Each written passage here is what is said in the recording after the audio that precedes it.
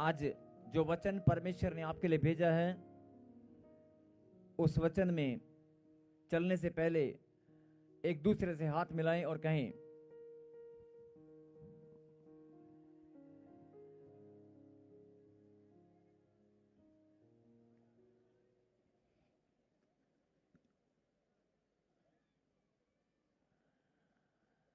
मैंने कहा एक दूसरे से हाथ मिलाएं और कहें,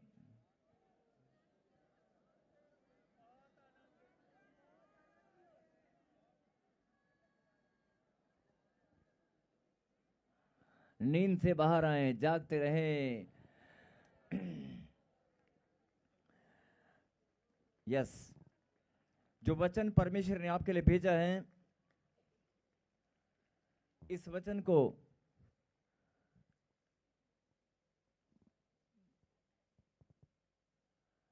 सुनने से पहले जरा एक बात पर अपना ध्यान केंद्रित करें। आज जो लोग अगर नए नए जुड़े हैं, जो लोग नए नए अभी प्रभु में आए हैं, जिनको अभी कुछ नहीं पता, वो नए नए जुड़ने के बाद उनको ये भी नहीं पता होता कि हमें जाना किस तरफ है, आगे क्या होगा, प्रार्थना कैसे करनी है, हमें परमेश्वर, जिस परमेश्वर के पास हम आए हैं, हम सही जगह हैं कि गलत जगह। बहुत सारे लोगों के मन में कुछ ना कुछ चलता रहता है, लेकिन परमेश्वर आज आपको एक बात बताना चाहते हैं। चाहे तू पहली बार आया है, चाहे तू बहुत बार आ चुका है, और चाहे तू आना भी नहीं चाहता, और जो लोग नहीं आए हैं, और जो लोग नहीं आए हैं अपने घर पर बैठे हैं, इधर उधर कहीं घूम रहे हैं, सफर कर रहे हैं, जो लोग नहीं आए हैं, सब के सब मेरी ही संतान हैं, सब के सब मेरे ही बेटे हैं। मैंने ही, परमेश्वर कहता है, मैंने ही सबकी रचना की है। बोला आमीन। और अगर किसी के ऊपर अनुग्रह किया है, वो भी मेरा बेटा है, जो मेरे पास आया है, और जो नहीं आया वो भी मेरा बेटा है। बोला आमीन। परमेश्वर आप सबको बहुत आशीष दे।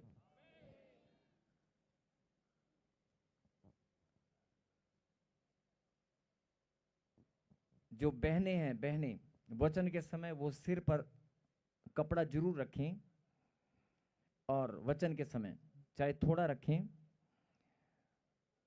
और जो भाई लोग हैं, वो थोड़ा सा अपना हल्का सा खुला रखें। जो भाई लोग हैं, पर थोड़ा सा खुला, सारा नहीं, थोड़ा सा रख सकते हैं, ठंड की वजह से कई लोग, कोई बात नहीं, थोड़ा सा खुला रखें। और बहनें सिर पर ढांक लें, भाई लोग खुला रखें, कोई बात नहीं। परमेश्वर हम सबको आशीष दे। बोला आमीन। आज का वचन जो प्रभु ने आपके लिए भेजा है, उस वचन को सुनने से पहले इस बात पर जरा ध्यान दें कि आपने परमेश्वर को कब से ग्रहण किया, कब से आप प्रभु में आए हैं, और कब से आपने चर्च में आना शुरू किया। कई लोग कहते हैं कि मैं 4 साल से आ रहा हूँ, 10 साल से आ रहा हूँ, 20 साल से आ रहा हूँ, मैं प्रभु को बहुत लंबे समय से मानता हूँ, बहुत समय से मैंने ग्रहण किया है। कोई बात नहीं, जब से भी आपने ग्रहण किया, लेकिन अगर जितने भी समय से आपने प्रभु को ग्रहण किया या प्रभु को आपने पाया है, तब से लेकर अब तक अगर आपके मन में सवाल है कि मेरे काम अभी तक नहीं बने, कुछ काम मेरे बाकी हैं, अगर आपके मन में सवाल है कि मेरे काम अभी बाकी हैं, अभी मेरी ब्लेसिंग खुली नहीं है, कोई बात नहीं, पुराना समय बीत गया। अगर आज आप प्रभु की गहरी बात को सुनेंगे, समझेंगे, तो आज ही आपकी सारी ब्लेसिंग, सारी की सारी आज ही मिलेंगी। सारी की सारी, जितने भी बैठे हैं, जितने भी ऑनलाइन जुड़े हैं, सब के सब आज नाचते हुए, झूमते हुए घरों को जाएंगे। आमीन। आज कुर्सी छोड़ने से पहले, कुर्सी से उठने से पहले, आप कुर्सी छोड़ने से पहले प्रभु की महिमा गवाही के साथ करने वाले हैं। आज चर्च, हो सकता है आप चर्च में, इस कलीसिया में जब जितने भी लोग बैठे हैं, सब कुर्सी छोड़ने से पहले, जाने से पहले सबकी गवाहियां बनने वाली हैं। आज सबकी गवाही बनेगी, बोलो आमीन। सब लोग बड़े हैरान होंगे कि नहीं, ऐसे कैसे हो सकता है, इतने साल से तो बनी नहीं, इतने टाइम से तो बनी नहीं। आज बनेगी, आज बनेगी, बोलो हालेलुया।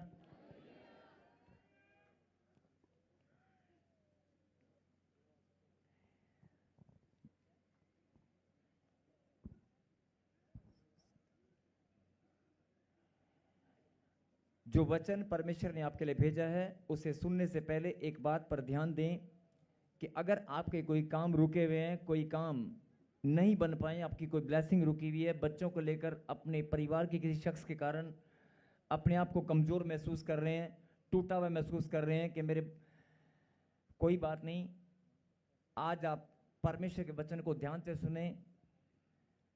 मैंने कहा कि आज आपका जीवन यहीं पर बैठे बैठे बदलेगा। वचन में जाने से पहले मैं आपसे एक सवाल करना चाहता हूं, क्या मैं सवाल कर सकता हूं? पहले बोलो, जो बोलेंगे हम सच बोलेंगे। हम आज जो भी बोलेंगे, ऐसे नहीं, मेरे पीछे बोलो, हम आज जो भी बोलेंगे सच बोलेंगे, सच के सिवाय कुछ नहीं बोलेंगे। आमीन। इसका मतलब इससे पहले की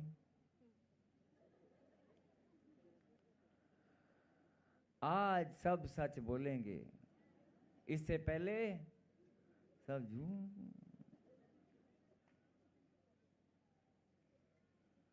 आज हम सब सच बोलेंगे। Very good.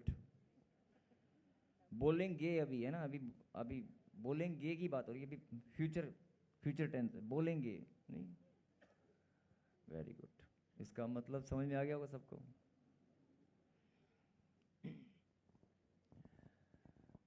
जिनके कान बंद हैं जोरदार ताली बजाएं, जोरदार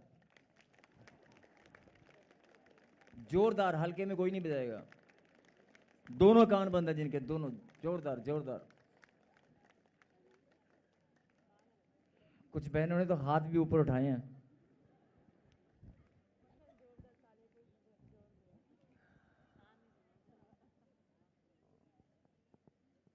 मेरी आवाज या किसी इंसान की आवाज या किसी पास्टर की या प्रॉफिट की ना, प्रभु के दास की आवाज आप ठीक से सुनकर समझ नहीं पा रहे हैं, खुदा की गहरी गहरी बातें कहां से समझ में आएंगी?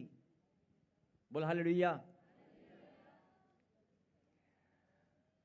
पीछे जितने भी लोग खड़े हैं, जितने भी लोग इधर उधर, किसी का ध्यान अगर गया हुआ तो प्लीज अपने ध्यान को यहां पर लेकर आए। और जो मैं बोलने वाला हूं, भी आपने कहा मैं जो बोलेंगे सच बोलेंगे। आमीन। पक्की बात है, सच बोलेंगे। क्या आपको किसी ने जबरदस्ती पकड़कर यहां पर बिठाया है? क्या आपको किसी ने लालच दिया है? क्या आपको किसी ने पैसे का, धन का, कोई और लालच दिया है? क्या किसी ने आपको दबाव देकर, पकड़कर जबरदस्ती यहां पर बिठाया है? क्या आपको किसी ने चिट्ठी डाली है, किसी ने ईमेल डाली है, किसी ने फोन किया है? क्या आपको किसी ने कोई सपने दिखाए हैं कि ये सपने देख ले बेटे और 4-5 दिन देखता रहे और जब तू यहां आएगा तेरे सपने पूरे होंगे? किसी ने ऐसे भरमाया है? क्या आपको किसी ने कोई झूठा वायदा किया है? क्या आपको किसी ने झूठ बोलकर भरमाया है? क्या आपको किसी ने डरा धमकाकर यहां पर बिठाया है? जो बोलोगे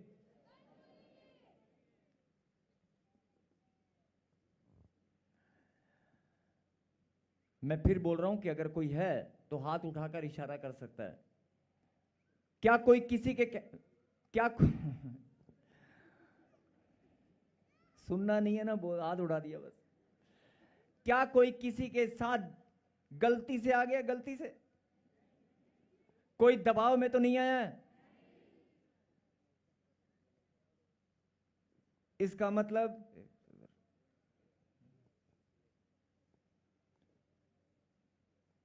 क्या है? ये हेलो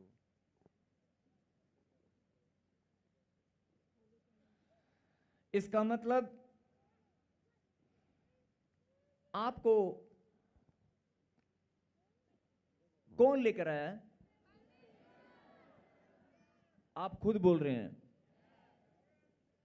आपको यहां पर बुलाने वाले कौन है? आपको यहां पर लाने वाले कौन है? अगर परमेश्वर ने आपको यहां पर बुलाया है, अगर परमेश्वर ने आपको यहां पर बुलाया है और आप खुद अपने मन से, अपने मुंह से अंगीकार कर कर गवाही दे रहे हैं कि मुझे यहां पर परमेश्वर ने बुलाया है। इंसान से गलती हो सकती है, परमेश्वर से गलती नहीं हो सकती। इसका मतलब अगर परमेश्वर ने आपको यहां पर बुलाया तो उसने कोई गलती की है? अगर परमेश्वर ने आपको यहां पर बुलाया है तो क्या कोई गलती की है? क्या परमेश्वर से गलती हो सकती है? आप खुद बोल रहे हैं, मैं नहीं बोल रहा हूं। क्या परमेश्वर से गलती हो सकती है? जवान बच्चे, बड़े बुजुर्ग, भाई बहन, जितने भी लोग बैठे हैं, सब लोग फिर सोच लें। लास्ट एंड फाइनल कॉल फिर पूछ रहा हूं, क्या आपको किसी ने जबरदस्ती लालच देकर, डरा धमका कर बुलाया है? क्या कोई आपको बुलाने वाला फोन करके कोई झूठ बोलकर बुलवाया? क्या आपकी आत्मा इस बात की गवाही देती है कि मुझे बुलाने वाला परमेश्वर है? क्या आपका मन इस बात पर विश्वास करता है कि मुझे लाखों की भीड़ में से परमेश्वर ने चुना है? तो फिर आप ये बात अच्छे से जानते होंगे कि इंसान से गलती भले हो जाए, परमेश्वर से गलती नहीं हो सकती। परमेश्वर से गलती नहीं हो सकती कि वो तुझे यूपी से, बिहार से, पंजाब से, हरियाणा से, चंडीगढ़ से पकड़ पकड़ कर तुम्हें सब यहां पर बिठाएं। क्या परमेश्वर ने कोई गलती की है? जो ऑनलाइन जुड़े हैं, क्या ये परमेश्वर ने गलती से तुझे जोड़ दिया है? इसका क्या मतलब है? इसका सीधा सा मतलब है, अगर आपकी आत्मा इस बात की गवाही दे तो ऊंची आवाज से बोलना आमीन। अरे पहले सुन तो लो। अगर आपकी आत्मा इस बात की गवाही दे तो बोलना आमीन। परमेश्वर ने अगर आपको यहां पर बुलाया है तो इसका मतलब it's a master plan of God. ये परमेश्वर की कोई महान अद्भुत योजना है। ये परमेश्वर की महान योजना है। उसने आपको अपनी योजना का हिस्सा बनाकर यहां पर बुलाया है। आपको ये बात स्वीकार करनी होगी, आपको ये बात माननी होगी कि मुझे परमेश्वर ने अपनी योजना का हिस्सा बनाकर यहां पर बुलाया है। बोला आमीन। दूसरी बात, जहां से भी आप आए हैं, जिस स्थान से भी आप आए हैं, जिस गांव से, शहर से भी आप आए हैं, वहां पर चर्च बहुत हैं, पास्टर भी बहुत हैं, प्रभु के दास बहुत हैं कि नहीं? मैं किसी की निंदा बुराई नहीं कर रहा हूं, लेकिन मैं बता रहा हूं कि हर चर्च, हर स्थान परमेश्वर के द्वारा ठहराया गया और चुना गया है। हर एक आत्मा, हर एक भीड़ अलग अलग स्थानों के लिए चुनी गई है। और अगर आप, अभी आपने कहा कि मुझे जबरदस्ती नहीं बुलाया गया, मुझे कोई लालच देकर नहीं बुलाया गया, मुझे परमेश्वर ने बुलाया। अगर परमेश्वर ने बुलाया तो परमेश्वर से गलती नहीं हो सकती। और अगर परमेश्वर से गलती नहीं हो सकती और परमेश्वर ने आपको बुलाया है और परमेश्वर की महान योजना आपके जीवन में है और उस योजना का हिस्सा आप हैं और आपकी आत्मा, आपका मन इस बात का अंगीकार करता है, विश्वास करता है। बोला आमीन। तो फिर आप जब बोलते हैं 4 साल हो गए, 3 साल हो गए, 2 साल हो गए, मेरा ये काम नहीं बना, मेरा वो काम नहीं बना, सोच कर देखो आप कि मेरा ये काम नहीं बना, मेरा वो नहीं बना, मुझे ये नहीं मिला, मुझे 4 साल हो गए। लोगों को तो 2-2, 3-3 महीने में आशीष मिल जाती है, लोगों को तो 1 साल में चमत्कार हो जाते हैं। मैं तो 3 साल से जा रहा हूं, मैं 4 साल से जा रहा हूं, मैं 10 साल से प्रभु में हूं, मैं 15 साल से प्रभु में हूं, हमारे घर में तो आशीष नहीं आई, हमारे घर में तो ये नहीं हुआ, हमारे घर में तो वो नहीं हुआ। ये सब आप ऐसे क्यों बोलते हैं? फिर कभी सोचा आपने? कभी आपने इस बात पर ध्यान दिया एक तरफ आपने कहा कि हम सब परमेश्वर की महान योजना का हिस्सा हैं और हमें परमेश्वर ने बुला लिया है, परमेश्वर का अनुग्रह हम पर हुआ है, लाखों की भीड़ में से उसने हमें चुना है। और दूसरी ओर क्या बोलते हैं आप? एक तरफ आप अच्छे से समझते हैं, किसी ने जबरदस्ती नहीं बुलाया, किसी ने फोन करके नहीं बुलाया, किसी ने आपको कोई लालच नहीं दिया, किसी ने दबाव नहीं दिया, किसी ने डराया नहीं है। आप अपनी मर्जी से चलकर यहां पर आए हैं और मुंह से अपने मन से गवाही देते हैं, अंगीकार करते हैं कि मुझे बुलाने वाला परमेश्वर है, और इस बात पर आपको नाज भी है, इस बात पर आपको प्राउड फील होता है कि नहीं? लेकिन फिर भी जब आप ऐसे बोलते हैं और आप ही ऐसे, आपको मालूम है सब कुछ, उसके बाद भी आप ऐसा बोलते हैं, 4 साल हो गए, 3 साल हो गए, बड़ा लंबा समय हो गया, मेरे घर में ना ये काम नहीं हो रहा, वो नहीं हो रहा, ये नहीं हो रहा, वो नहीं हो रहा, दोनों बातें आप बोलते हैं। कभी आपका ध्यान इस बात पर गया कि आप ऐसे क्यों बोलते हैं, जबकि आपको मालूम है कि बुलाने वाला परमेश्वर है, अद्भुत रीति से उसने आपके जीवन में एक योजना बनाई है, उस योजना का हिस्सा आप हैं। और अगर परमेश्वर की योजना का हिस्सा आप हैं तो वो योजना पूरी होकर रहेगी, और वो योजना पूरी होकर रहेगी। उस योजना में जिस स्थान पर जहां भी परमेश्वर ने आपको रखा है, उस योजना में आप बिल्कुल चमकते हुए नजर आओगे। लेकिन फिर भी क्यों आप ऐसा करते हैं मालूम है? क्योंकि शैतान परमेश्वर की संतान को जानता है और परमेश्वर की संतान से ज्यादा ज्ञान वो रखता है। बोला हालेलुया। उसको परमेश्वर के कलाम का हमसे ज्यादा ज्ञान है, हमसे ज्यादा वो जानता है। हम तो फिर भी कोई ना कोई बातें भूल जाते हैं, कोई ना कोई वचन की गहरी बातें समझने भी देर लगाते हैं और भूल भी जाते हैं। लेकिन शैतान कलाम की गहरी बातों को जानता है। वो जानता है कि परमेश्वर की संतान आशीष पाएगी, वो जानता है परमेश्वर की संतान जब आशीष पाएगी तो ये चमकने लगेंगे, और ये परमेश्वर के पास जैसे जैसे बढ़ने लगेंगे वैसे वैसे इनकी आशीषें खुलती जाएंगी। जैसे जैसे ये पवित्रता में, प्रार्थना में बढ़ेंगे, परमेश्वर के साथ इनका रिश्ता अगर बढ़ने लगेगा, तो ये लोग, परमेश्वर की संतान जब जब परमेश्वर के समीप आएगी, आशीषें खुलती जाएंगी। बोलो हालेलुया। वो ये अच्छे से जानता है। इसलिए उसने क्या किया मालूम है? उसने आपको भरमाया और आपका ध्यान उसने इस बात पर लगा दिया कि देख, तेरे को दर्द हो रहा है, तेरे को पीड़ा हो रही है, तेरे घुटने में दर्द है, तेरे टांग में दर्द है, तेरे सिर में दर्द है, तेरे पास पैसे कम है, तेरी ये चीज गुम होगी, तेरी वो चीज गुम होगी, तेरे बच्चे ने थप्पड़ मार दिया थे छोटी बहन को, देख घर में लड़ाई हो रही है, देख ये चीज खत्म होगी, देख ये हो गया, वो हो गया। आपका ध्यान सुबह से लेकर शाम तक वो इस बात पर लगने नहीं देता कि मैं परमेश्वर की संतान और मुझे परमेश्वर के समीप जाना है, उसकी महिमा करनी है। जो योजना परमेश्वर ने आपके जीवन में बनाई है, उस योजना के लिए मुझे क्या करना है, या मैं प्रभु के समीप कैसे जाऊंगा, कैसे बढ़ूंगा, वो सोचना तो बहुत दूर की बात है। आपका ध्यान उसने 24 आवर 24 घंटे एक तरफ लगा दिया। बस प्रभु के पास जाना वो तो आप भूल गए हो। प्रभु की बात, प्रभु की महिमा, प्रभु की आराधना, प्रार्थना वो आप भूल चुके हो। प्रार्थना तब याद आती है जब कोई दर्द होता है, प्रार्थना तब याद आती है कोई नुकसान होता है, प्रार्थना तब याद आती है जब कोई डर लगता है।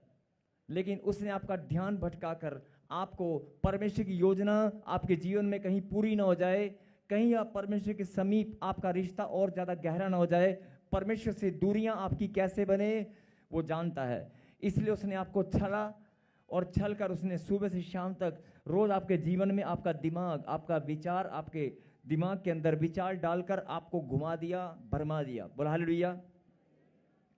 वो रोज सुबह से लेकर शाम तक वो अच्छे से जानता है कि ये कमजोर है, वो अच्छे से जानता है कि परमेश्वर से दूरियां इनकी बनानी है और कुछ नहीं करना। इसके दिमाग में विचार डाल दो, घर में लड़ाई होगी, घर में चीज खत्म होगी। जब भी तू प्रार्थना के लिए बैठने लगेगी, आपका मन करेगा चलो अब मैं अपने कमरे में बंद करके आराम से प्रार्थना में बैठता हूँ। उसी टाइम वो दिमाग में क्या डालेगा, अरे दूध खत्म हो गया, कोई आने वाला है, हाँ दूध, अरे दूध दुकान, पहले दूध ले आता हूँ। ऐसे ऐसे विचार छोटी छोटी बातों में डाल देता है ना। उसने, अरे उसको फोन कर ले, आज चेक देना था उसने, हाँ पहले फोन कर लेता हूँ, पहले चेक मिल जाए। छोटी छोटी बातों में जब भी और एक विचार आपको 2 घंटे तक काम में बिजी कर देता है। एक विचार आएगा और आप 2-3 घंटे आपके बिजी हो जाएंगे। उसका काम है आपको भरमाना और बिजी कर देना, परमेश्वर से दूरियां बनानी। बोला हालेलुया। हाँ जी, क्या आप इस बात से सहमत हैं? अभी आपने कहा कि मुझे जबरदस्ती नहीं बुलाया गया, मुझे लालच देकर नहीं बुलाया गया, मुझे परमेश्वर ने बुलाया। अगर परमेश्वर ने बुलाया तो फिर आप ही लोग परमेश्वर पर दोष लगा रहे हैं। अभी आपने बोला कि मैं परमेश्वर की योजना का हिस्सा हूं और परमेश्वर ने मुझे अगर बुलाया है तो उससे कोई गलती नहीं हो सकती। अगर परमेश्वर ने बुलाया तो गलती का तो कोई सवाल ही नहीं होता। उसने मुझे आशीष देनी है, मुझे उसने चमकाना है, मुझे उसने बढ़ाना है। बोला आमीन। अगर ऐसा है तो फिर आप ही लोग तो परमेश्वर पे दोष लगाते हैं कि मेरा ये काम नहीं बना, प्रभु ये काम कब बनेगा, ये बात कब पूरी होगी, ऐसे कब होगा, वैसे कब होगा। रोज आप सुबह से शाम तक जो भी नेगेटिव बातें बोलते हैं, जो भी आप अपने मुंह से निकालते हैं, शैतान उन नेगेटिव बातों का बहाना बनाकर आपकी ब्लेसिंग को रोक लेता है। बोला हालेलुया। सबको जय मसीह की। मैं जतिन बब्बर और आप देख रहे हैं मसीह परिवार चैनल। जैसे कि आप सब जानते हैं कि मैं इस चैनल पे प्रभु के अलग अलग दासों की वीडियोस डालता हूं, तो अगर आपको हमारा चैनल अच्छा लगता है तो आप इस चैनल को ज़्यादा से ज़्यादा सब्सक्राइब जरूर करें, ताकि आप प्रभु के वचन को सुन सके। वीडियोस को ज़्यादा से ज़्यादा शेयर करें ताकि जिन लोगों तक वचन नहीं पहुंचा उन तक भी वचन पहुंच सके। सबको जय मसीह की। एक बार मैं आपसे दोबारा कहूँगा कि इस चैनल को सब्सक्राइब जरूर करें और वीडियोस को ज़्यादा से ज़्यादा शेयर करें। जय मसीह की।